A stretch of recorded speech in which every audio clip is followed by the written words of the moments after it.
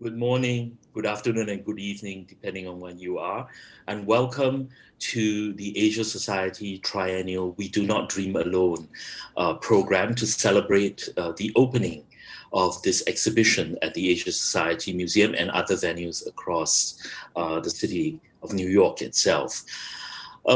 My name is Boon Hui Tan, and I'm the founding artistic director and exhibition co-curator of the exhibition. And in this show, we have artists from over 40 countries.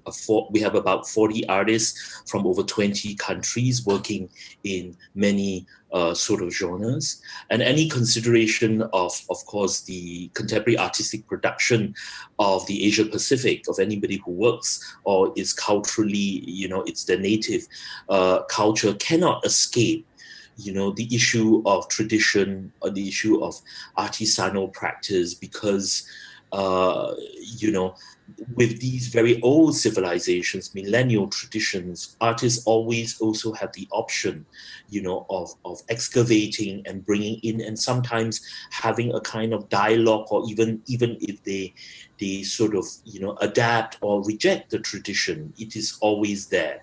So this idea of what is contemporary is much more complex, I think, and cannot easily be reduced to these categories of craft, artisanship, tradition, and contemporary. And that's the thing to celebrate, because contemporary art is much more diverse and broad and complex than we think. The triennial theme, We Do Not Dream Alone, actually is taking reference to a line from the 1964 Yoko Ono book, which is itself a work of conceptual art, where the line goes, a dream that you dream alone, and I'm paraphrasing, will always be a dream, but you dream that you dream together will become a reality. So here we are, in this conversation, talking about dreams and how, things connect us. And I feel as artistic director, that's really critical in this moment in time. The kind of mission for art today, those of us who work in this field. I think art right now, and in this exhibition, what we're trying to do is to make an argument against the tendency for isolationism, for imagining that cultures and communities and individuals could live in a self-contained bubble, could live apart from others, that cultural development, in a sense, could be contained within a specific sort of communal or geographical kind of container, like a frog in the well. I think that's a very apt kind of description. And of course, the critic, Edward Said, has spoken about the differences between what's called a mainstream and orthodox culture, and a kind of fringe culture, which many intellectuals and artists also belong in that culture. And he has spoken of, particularly in his lecture, critiquing Fukuyama's issue of the idea of the end of history. And Edward Said has spoken about how cultural development does not usually come from the mainstream orthodox fringe. It comes from the fringe, actually, where artists, intellectuals, minority cultures, those who challenge the orthodox mainstream culture sort of work. And that kind of tension, that kind of exchange between orthodox and mainstream and fringe culture, I think it's what he's arguing drives cultural development. So in this sense, this current sort of often very polemic and ideological debate about globalization, about whether, that post-pandemic we are going to revert to kind of local culture is very ironic, because seen in this way, globalization, having to deal with the other and having the other as part of ourselves, is not a stage of historical development. It is a condition of our existence itself. And contemporary artistic practice is therefore an act of resistance against isolationism, against this reality that people, ideas, and objects are sort of connected in very complex webs of association, some of which we can see, some of which are visible, and some of which are invisible. And I think that's really, really sort of important today. So here in this program, I'm very happy to invite two of the artists that are featured in the Triennial from both South Asia as well as Southeast Asia. First, we have, Hamra Abbas from Pakistan, as well as Ngati Utari, originally from Thailand. And what's interesting about their work is they have a new and very complex sort of relationship and positioning that is also very fluid, very flexible with regard to tradition. There's often, when I came to New York 5 years ago, I was shocked, because some curators, who are trained in the, Western tradition literally told me to my face, oh, there's no contemporary, there's no real contemporary art from Asia, because they are always working within the tradition. And that's really puzzling to me as someone who's worked for 3 decades with artists across the Asia Pacific. So in this panel, I think we want to discuss these complexities, how they are not isolationist ideas, they're not exclusive, they're not oppositional ideas. And the very important point that artists are creative beings. They take very creative and original and personal stances on all these kind of big ideas.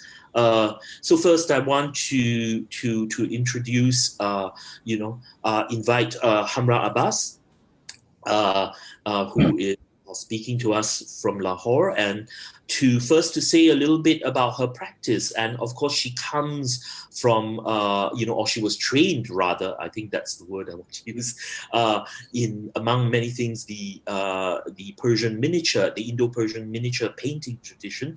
But the work that she has produced for the Triennial, and we'll talk about it later after we invite her to speak about her practice, is extremely unusual. Because there seems something going on that is more than just a kind of development of that tradition in the contemporary. She's taking certain very interesting sort of positions on that. So can I invite now Hamra Abbas to talk about her practice and how it has developed, in fact, many times way beyond her original sort of miniature painting practice. Hamra? Yeah. So, hi, my name is Hamra Abbas, and considering the topic of this panel, I'm going to talk about 3, or rather 2 works of mine. One is the one that is currently on show at Asia Society, and then 2 other works that I do with marble inlay. So first, to talk a little bit about artists who use historically or culturally specific material. I time to time I've thought about how we keep hearing about such artists and their love or burden of tradition, and I have felt over the years that sometimes it's neither love nor burden of tradition that is the driving force for artists to deal with material that is culturally specific or tradition or rendered as traditional. It is not. It is also not about a kind of revivalism or reinvention of the past. Sometimes it is just a matter of personal choice and or a condition of certain time and location.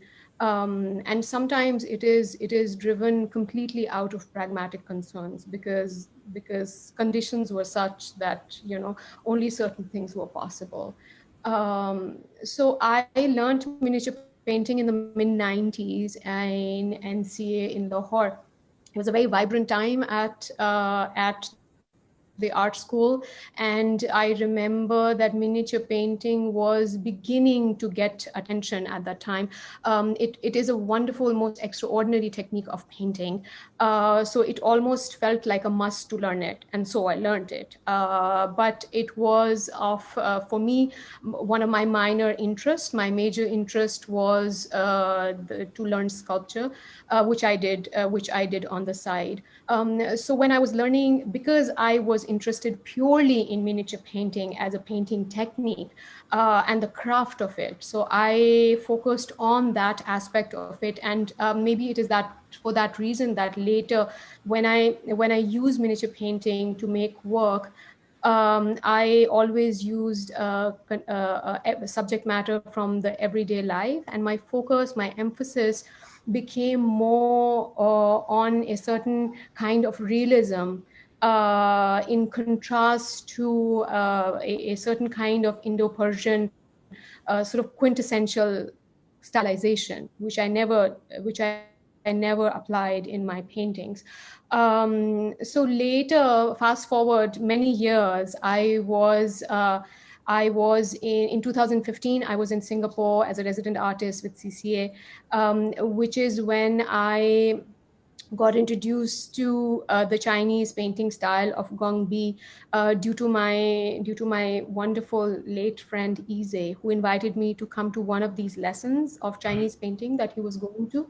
So that is when I learned about this particular branch of Chinese painting, which is called Gongbi, which is a meticulous style, a precision brushwork. So I thought that it was a perfect thing for me to learn during my stay at CCA.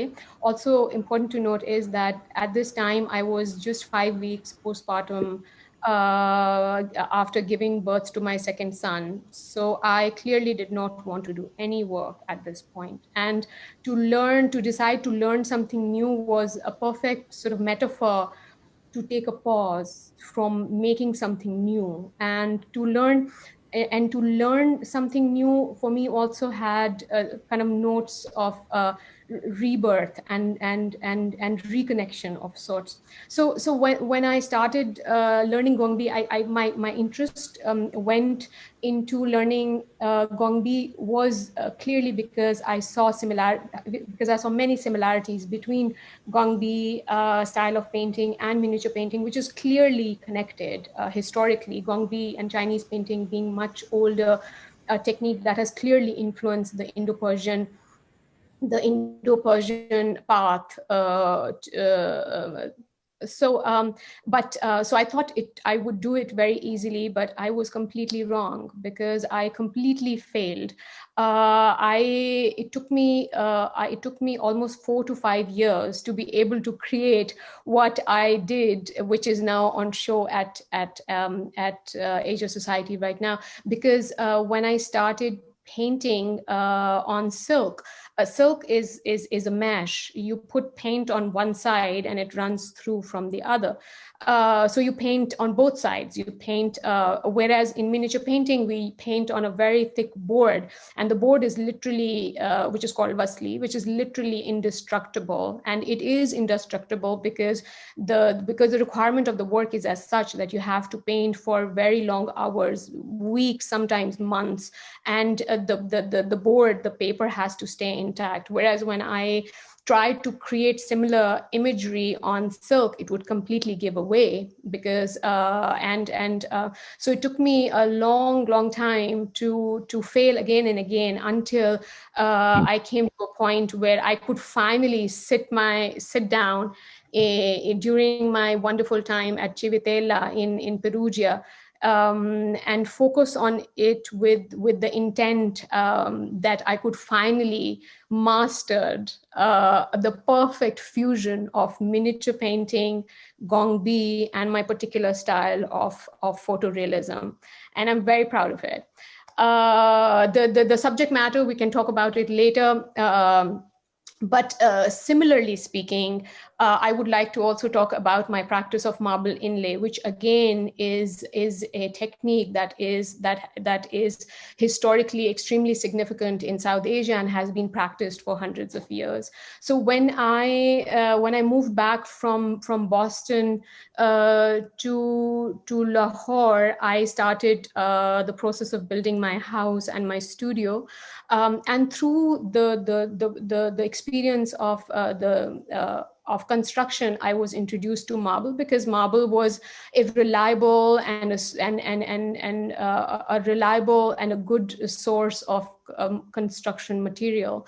So there was this one work that I did in 2009. It was called Please Do Not Step, Loss of the Magnificent Story, that I did for VNA for the first Jameel Prize exhibition. This work was made in paper and was destroyed, and people were supposed to walk over it during the course of the exhibition, and the work was supposed to be destroyed, which it was after the exhibition. But the fact that it was destroyed, I always wanted to reiterate that piece in a permanent material, which I could not in years that I was living in Boston. So when I moved to Lahore, I had the opportunity to recreate this work in marble. And so when I did it, it so happened that it was created in this process called marble inlay. And with creating this one work, which was somewhere stuck in my mind for years, opened new directions for me to practice my work. And so when I did this one piece, again, I learned a new technique, and I could learn and master it very, very quickly because of my training in sculpture. And I did this one work that we were just looking at. It's a piece called Waterfall Gardens of Paradise, which is a remake of a fountain that I found in Lahore Fort. It is again a piece from the 17th century. And so this is the time when I was living between Boston and Lahore. And when I was in Boston, I made a visit to Mass MoCA to see the big Solevit retrospective.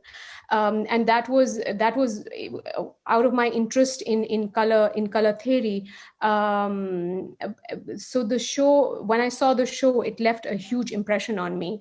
And when I was back in Lahore many months later, I was visiting the Lahore Fort and I saw this particular fountain, and I thought to myself, this could pass for a complete Solevit, a perfect Solevit, only it was made in the 17th century.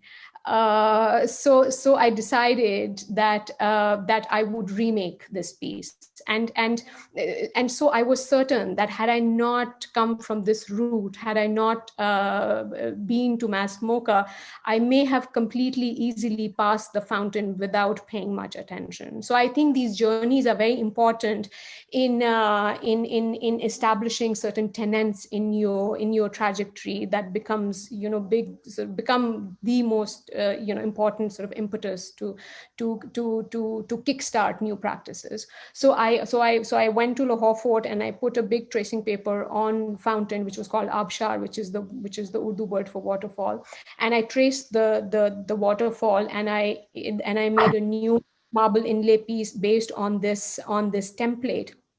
Only what I did was, again, sort of coming through Solevit. The only difference that is in my waterfall and the 17th century Abshar is that I infused it with a rainbow of colors. So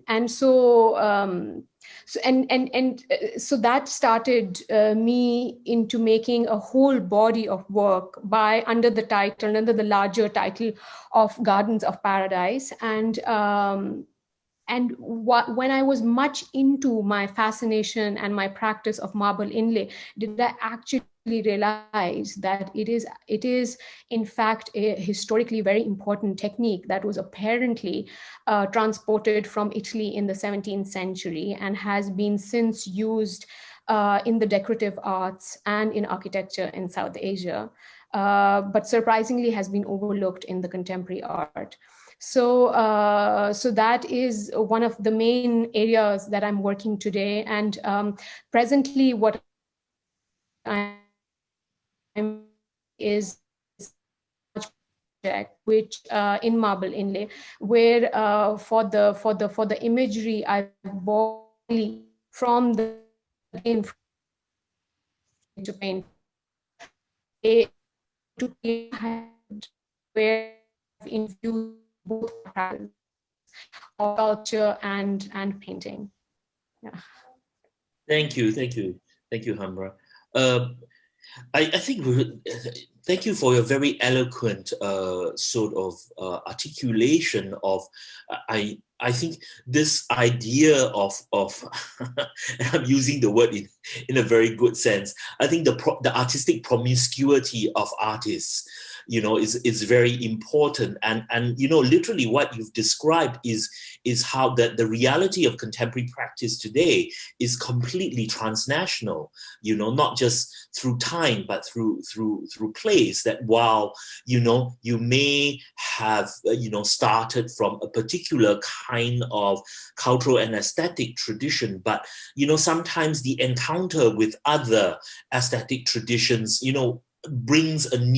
triggers a new line of inquiry. I mean, I was very taken with your example of what you did with the fountain, after seeing, Soliwit, no less, that coming back to, in a sense, and I use this really in quotation marks, a place of your native culture, suddenly the lens changes. And I think that is a really important point that is not sort of emphasized enough. And I think it's really part of why art is so important, because art, is also not just about what is represented, but the lens and how, the practices of contemporary artists changes the lens, that when you encounter something that you may have seen every day, the encounter through the aesthetics of another tradition, I think completely changes the lens of which, when you come back and look at something that you have seen, every day or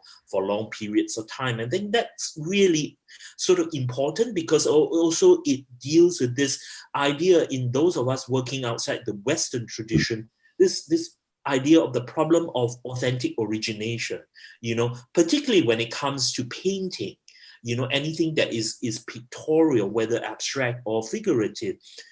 We are always burdened with this idea of, is it authentic if oil painting came from Europe or wherever? And I think that's also a very silly question to ask. And what Hamra has sort of described sort of really throws that out the window, that's really not how artistic practice is sort of done. So now I want to turn to Natee, and Natee has, whom I've written about and known for many years. It's very interesting to me, because as an artist from Southeast Asia, from Thailand, it's very specific, and it's a Buddhist, predominantly Buddhist country.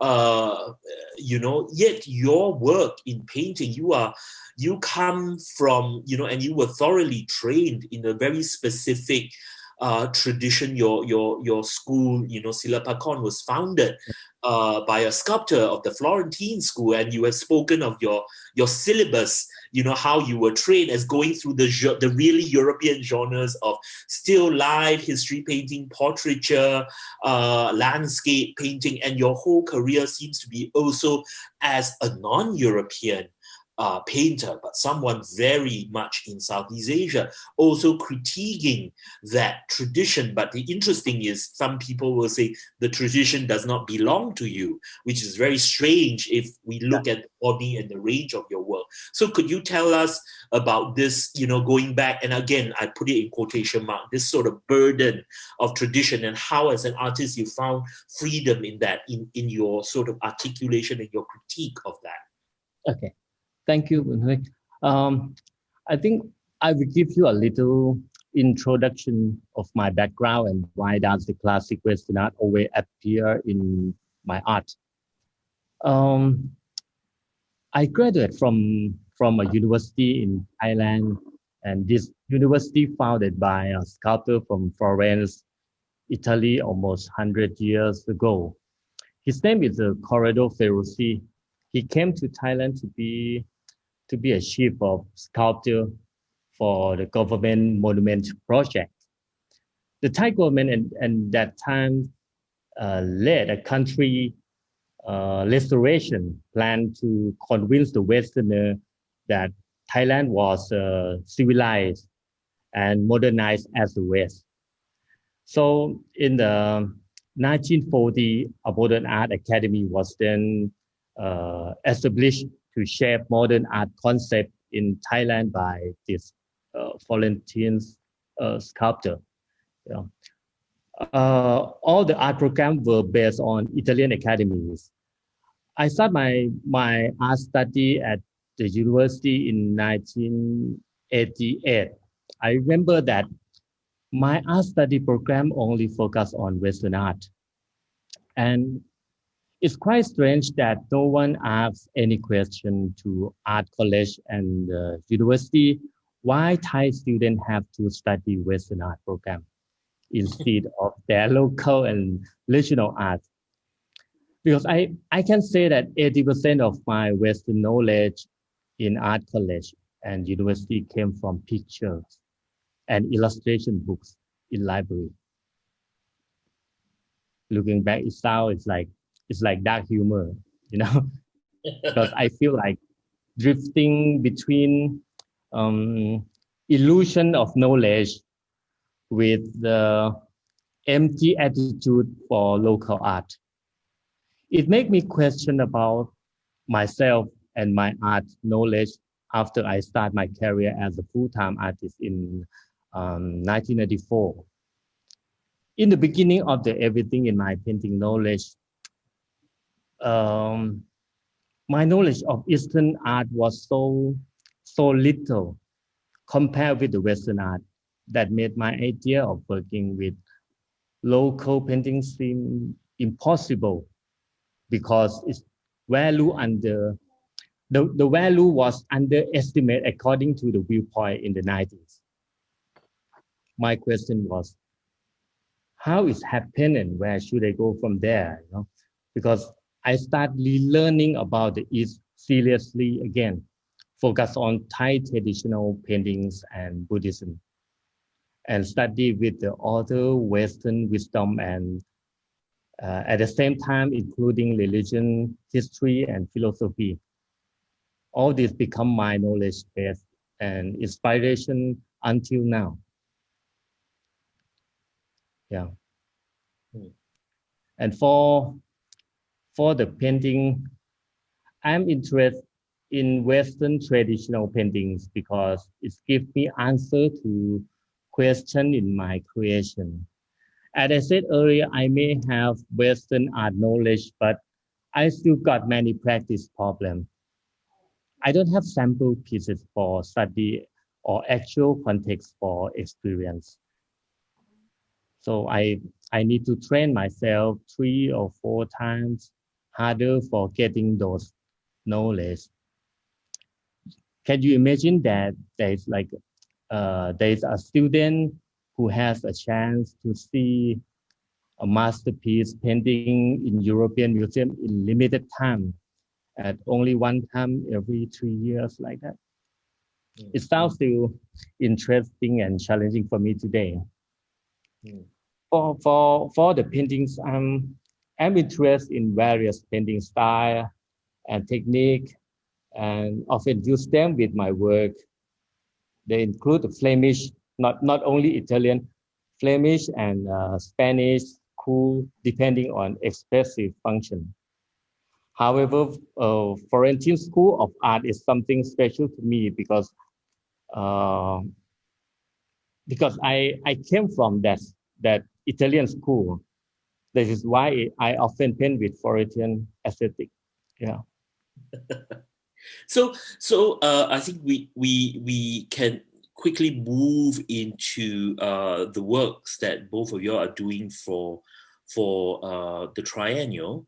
I'd like to go back to Hamra now to talk about this.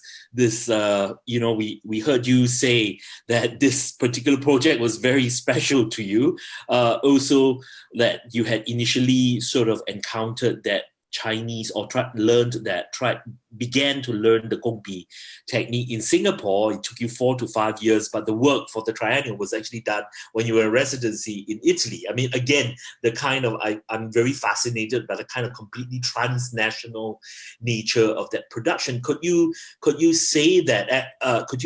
Talk a bit about the work? And I'm very fascinated by why you chose to also employ a different kind of technique, and also the use of silk, because you said a little bit about how challenging silk was as a kind of media.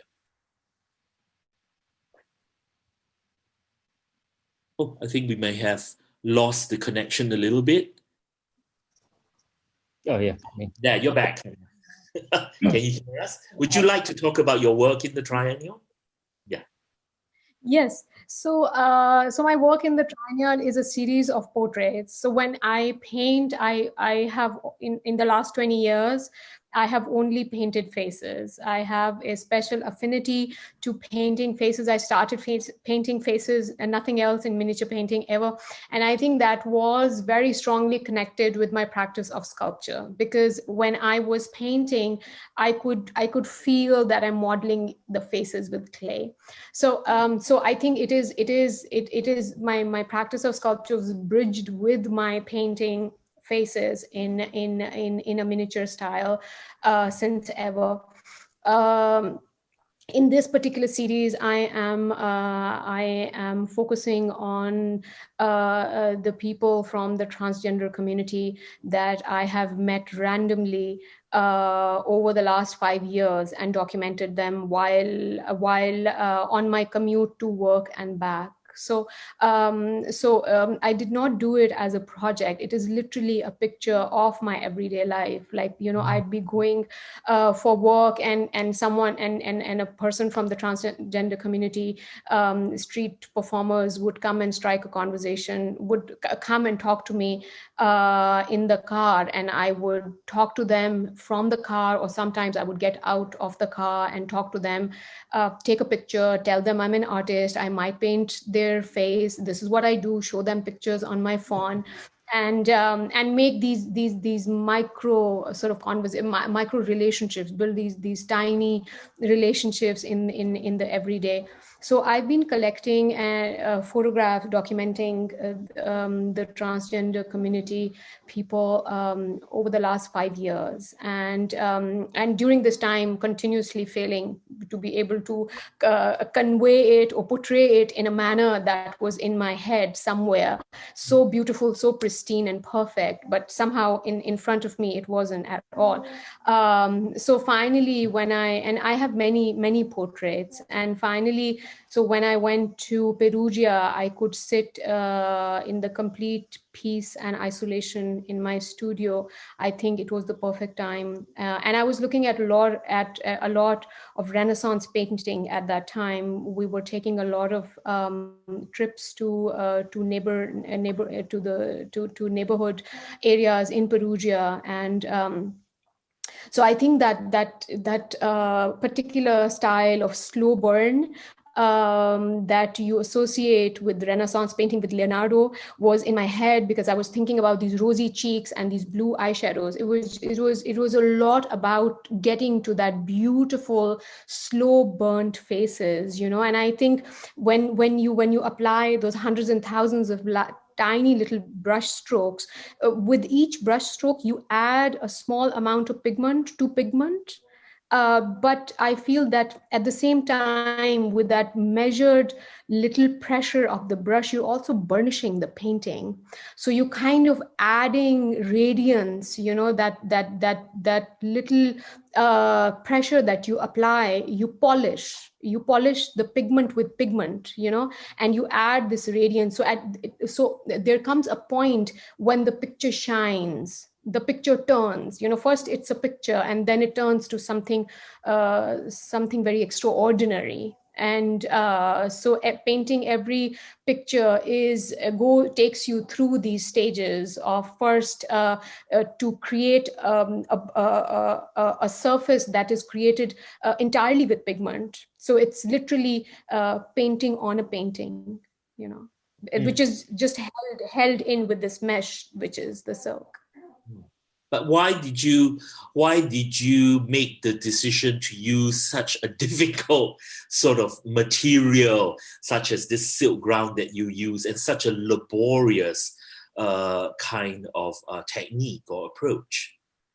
So the technique was always laborious and labor intensive for me, even when I was painting on paper, but I had no idea that painting on silk would be so difficult, mainly because of the nature of the silk, because the silk, you know, it gives away, you know, even if it's prepared.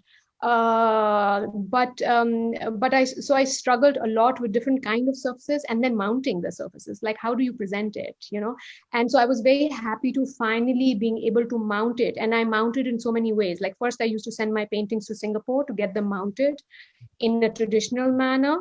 And with the traditional manner, which is a wet technique, there's a wet technique and there's a dry technique. So the wet technique destroyed the works, and then the dry techniques destroyed the works. So it was constantly failed, And so finally, very recently, I was able to successfully mount the silk. And when I was in New York last summer, when we actually met and spoke about this project, is when I magically found a vendor in US. I keep saying that US is this amazing place where you can buy anything under the sun. So I finally bought my silk that worked for me. It was a double body Japanese silk that I finally found in LA. And so I brought this silk from LA to, learned in Singapore, first in Pakistan. I bought the silk in LA and I brought it to Perugia to finally have the time to sit and be able to infuse and create the image that was in my head. And yeah, so I'm very happy with the result. Yes, I said that already. Some would say it's a very artistically masochistic sort of process. I think so far the visitors I've guided through, they've been absolutely fascinated by it. And also because in the exhibition, we actually have also another piece from a Chinese contemporary ink painter also on silk. And I'm amazed that once you point it out, visitors start seeing both the similarities and the differences between, the two works. And I'm very happy at that kind of excitement and that kind of inquiry. I think the guards keep catching people going so close to Hamra's paintings to look at the detailing, and they are trying to figure out, oh, that is silk, which was quite sort of interesting, and I think, again, you describe it so eloquently how, it's not just geographical places, but how many different positions you take over time that resulted in this work. And that's why contemporary art is so important, because it really reminds us of how we are all using and we live in these complex webs of association and relationships with each other. Who would think that this gorgeous series of work that is appearing in the New York Triennial in New York started with the artists having daily conversations with, on the way to work, in the car or coming out of the car, as you were saying, with members of the transgender community. And, so really, really sort of, I think, articulating that particular point quite clearly. So now I want to turn to Natee, and I think your work in the Triennial is also very fascinating because you chose to respond to a particular 19th century court painter, Kra In Krong, who is a historically very specific figure in the history of Thai painting, especially with regard to his relationship to European imagery. Could you say a little bit about, tell us about this work and your process, and what were you thinking, and why Kra In Krong and this particular work? Actually, this is my third time to do the Kra In Krong paintings. My work in this exhibition are, as you know, are inspired by Kra In Krong's mural painting of giant lotus in the pond. I'm very impressed with Thai style painting, Surrealism blended with Western classic language and mythical atmosphere. For me, this kind of condition can reflect many things involving internal conflict between imagination in Western knowledge and Eastern rules. The main idea of this painting are a giant lotus and a dreamlike event in odd environment. I want this painting refer to Dharma puzzle. You know Dharma puzzle, right? Dharma puzzle is the signature of the artist Kra In Krong. He always do Dharma puzzle in his painting. You can see the group of characters that I add to this painting have their own sign and meaning. For example, put up the Kra In Krong painting, please? Yeah, this one. Could you, Natee, maybe for our non-Thai viewers, say a little bit about Dharma? Okay. And also the lotus. What does the lotus mean? Lotus, it means the wisdom in the Buddhism. So Kruen Krong, he get an order from the King Rama IV to do the Thai traditional paintings content under the westernized style. That in the reason that I told you before, right? For the colonized in the reason for protect themselves from the colonized in the colonial era. Thailand was the only country that was not politically colonized formally, and I think this particular monarch was quite important in modernizing, Thailand at that time as a way to I suppose stave off formal colonization by the Europeans, and Kra In Krong was like one of the sort of instruments, so to speak, of the monarchy at that time, who asked him to develop a particular style that was also not just Thai or Siamese, but also, showed that Thailand could respond and be very open to the new ideas coming from Europe, I gather. But this work that you're talking, it's a temple mural, right? It's not easily. Yes. It's a mural painting because Kruen Krong, he was a monk. He was a monk, and he also the court painters in the King Rama IV of Siam. So that's why I'm very impressed his work, because he always make balance between the Buddhism and Western style under the political reason. So back to my paintings. Can you show my slide of the paintings?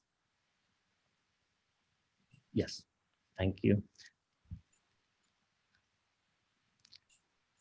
This painting is I draw this painting from various details similar with Kruen Krong works processed in 19th century. I paint this painting from a few vintage postcards and auto picture information I kept. You will see the monk in the paintings do actually exist. He is a forest monk. I took his picture when he visited my place last year.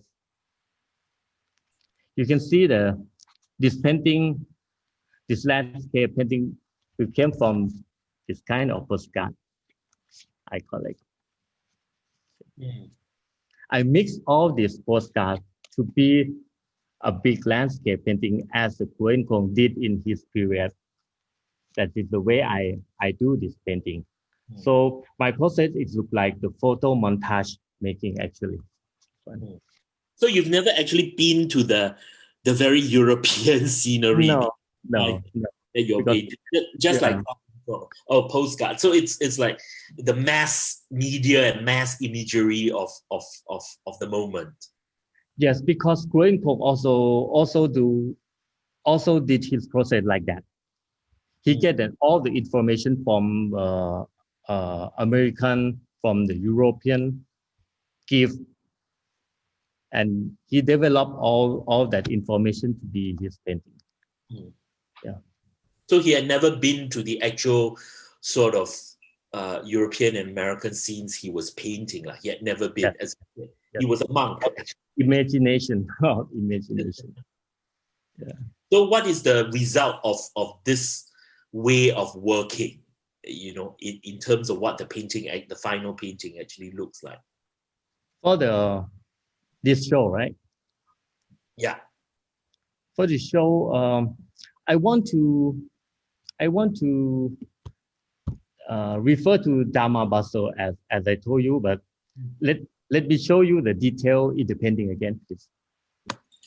For this painting, I want to show I want to show how the Asian lifestyle culture will be like lost all local belief. In my opinion, culture root and essence can be seen from mindset, viewpoint, and way of living which reflect belief and faith of people in that particular culture. So I believe that the painting can talk about the conflict between the East and West under the colonial uh, point of view, because I am an artist in between East and West. Sometimes I'm very confused that uh, who I am. So I want this painting to show that this is the product of the artist. Can you see the main idea of this painting are the giant lotus and a dreamlike event in the art environment. I want this painting refer to Dharma puzzle, as I told you. For example, the lotus show the Buddhist wisdom and the truth of life. The lower part of the painting show the children paying attention to something in the water and their own reflection. Mm. For me, this is comparable to the self-important or self-culture in social media. The next are the group of old men sitting on the bench, chatting. In the foreground, a monk points out to the blooming lotus. All the events are related, reflecting contemporary conditions happening in every culture.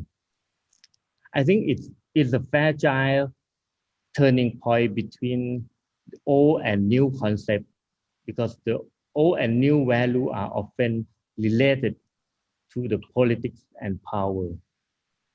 This kind of practice is often seen in countries with long cultural history, as what happened in Thailand now, if you may know. Mm. Yeah, that's it. Yeah. Thanks. I think it's very fascinating. I mean, people have taken through the exhibition when they encounter this painting. Of course, the size is one thing. It's enormous 6-panel mural, and of course, the original inspiration of Kra Inkrong, people viewing giant lotus, is also a temple mural, and I think that kind of response to it, reference to its original inspiration, I think is very interesting. But most visitors looking at it, they'll find it very odd. I think, especially when they haven't been informed or haven't read the text that talked about how these are essentially appropriated images from tourist postcards and so on. It's not one scene. It's sort of like stitched together from various sort of second-hand imagery, so to speak, that is appropriate. So I'm also thinking of how today, because of how we are trained to look at the world, when we look at Orientalist painting, European imageries of Asia and the Orient, so to speak, we find it very exotic, but it not with the same type of strangeness that we get looking at this painting that you have created. I think it's also, there's a difference in, we are used to a certain way of, I wouldn't say used to, but we sort of understand the Orientalist view, but here you're almost doing an Occidental view, Asian, piecing together without actually first-hand knowledge of this strange alpine scenery. Suddenly there's the Venus de Milo there, and then suddenly there is this clearly a kind of very specific Buddhist symbol of the giant lotus rising out of very muddy waters, and all the imagery of also of very mass culture, commercial culture, shopping and so on. It's just sort of, I was very fascinated at this kind of how even this strangeness and the way the imagery is appropriated and collaged together also reflect, in a sense, our existence today. This kind of multiple collage assistance existence, of places far and near all together, recent and old, leaps in time.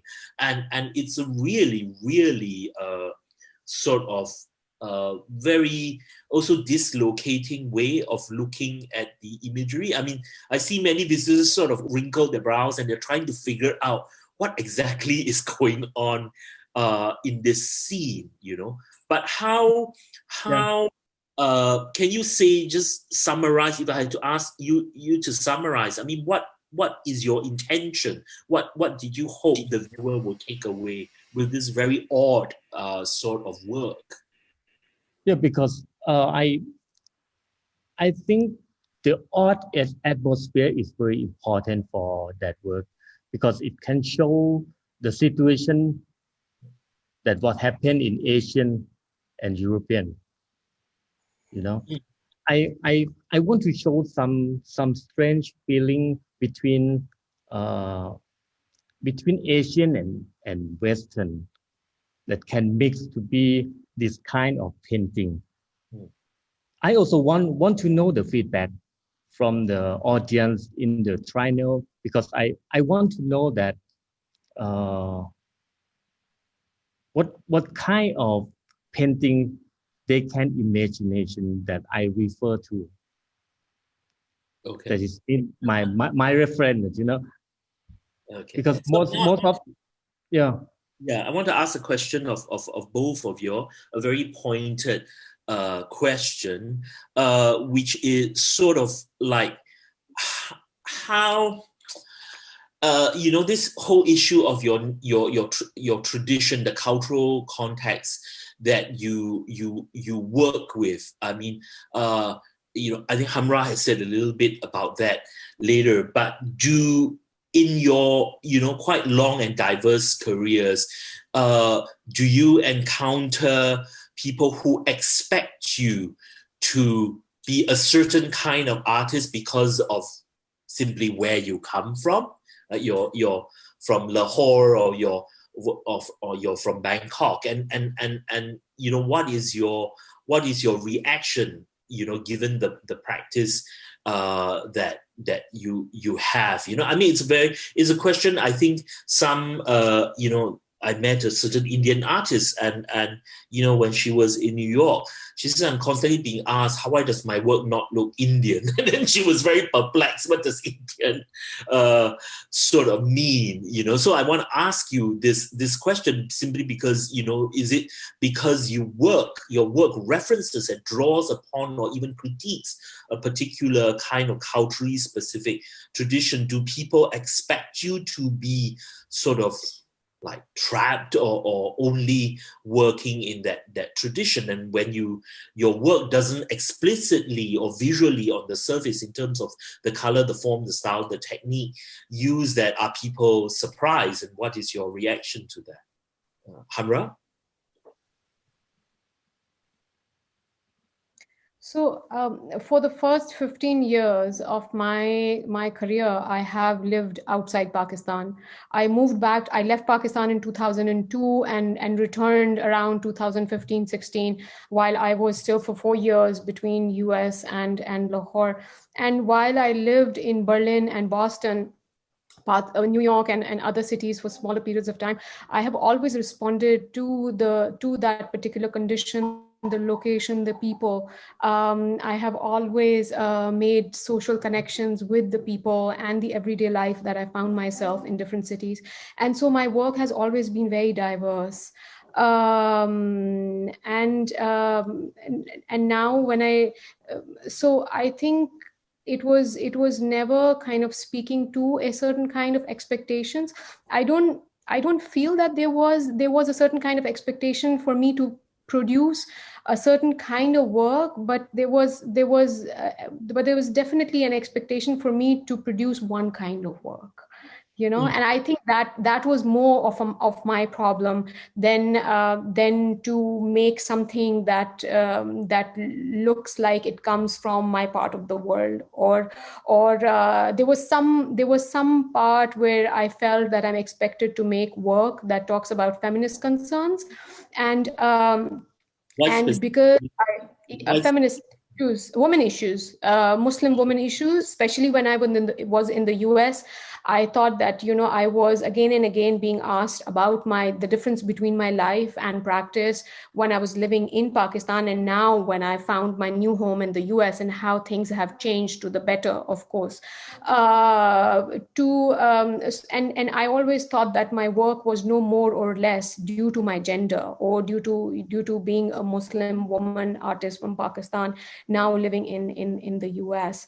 And so I think my reaction was always to run away from expectations. So I ran away from people expecting me to make one kind of work. I ran away from people, back in the day before social media, when email was the only medium people could make connection. We used to get fan mails, right?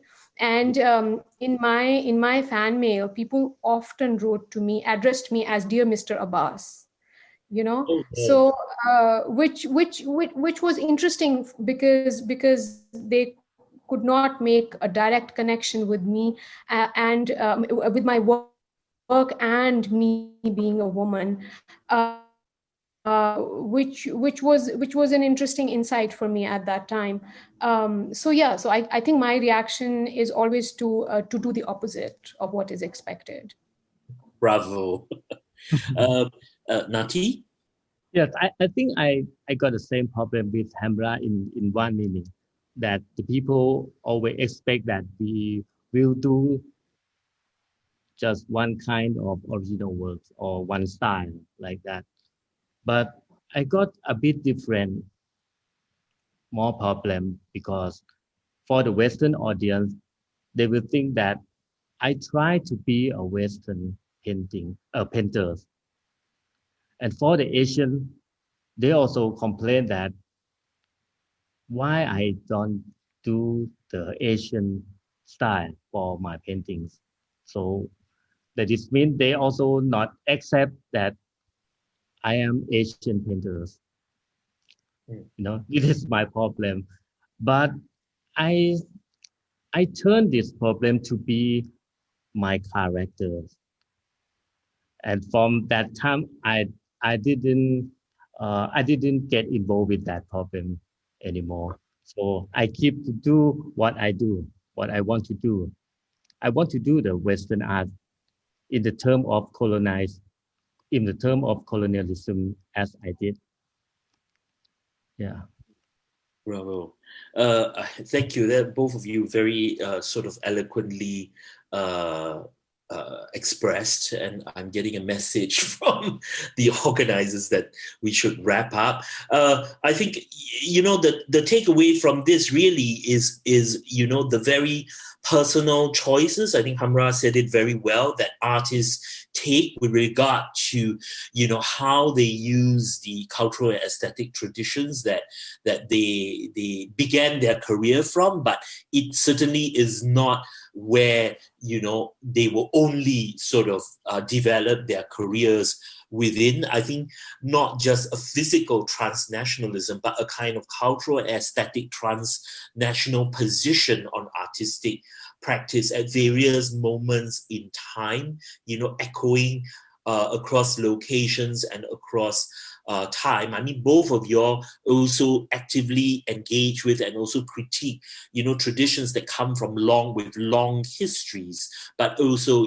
across cultural divides. I think that really is a kind of important at this moment, when we are in a kind of moment where not just in art, but in politics and society and social development, there is a kind of lack of, sometimes a kind of contraction, of possibility, because there is, in the realm of society and culture, there is frequently an idea that diversity, not just cultural, but a diversity of positions, is sometimes very dangerous. People want to know, what are you? What kind of, positioning are you? Are you A? Are you B? Are you C? And I think contemporary art is really important to insist on choice, to insist on the choice for multiple positionings across time and space. So I thank you for, how your practice reminds us of this freedom and really the positionality, the multiple positioning of artists and of art today, regardless of where you come from and where you are at particular moments in time. It sounds very abstract, but I think it's also a very daily kind of reality. People and art needs to remind us of that. So, please come and see the Asia Society Triennial exhibition. It's on, the main exhibition is on at the Asia Society Museum Galleries. Admission is free with time ticketing, because capacity is limited to protect everyone in the COVID sort of era. The full sort of extended text related to each artist and artwork in the Triennial is now available on the artist pages on the Asia Society Triennial site. Please book your tickets and please learn more about these artists at www.asiasociety.org/triennial. And the show is on until February of next year. You have time, but please go and see, help us spread the word. And finally, it only leaves me to, thank our two artists, Ngati Utari and Hamra Abbas, for participating in today's program, letting us hear your very personal thoughts, but also for your gift of art in the Triennial in this time, and for encouraging us, taking us along on this journey to dream with you. So, good morning, good afternoon, good evening, wherever you are. Stay safe and hope to see you again. I'm Boon Hui Tan, Artistic Director of the Asia Society Triennial, signing off. Thank you.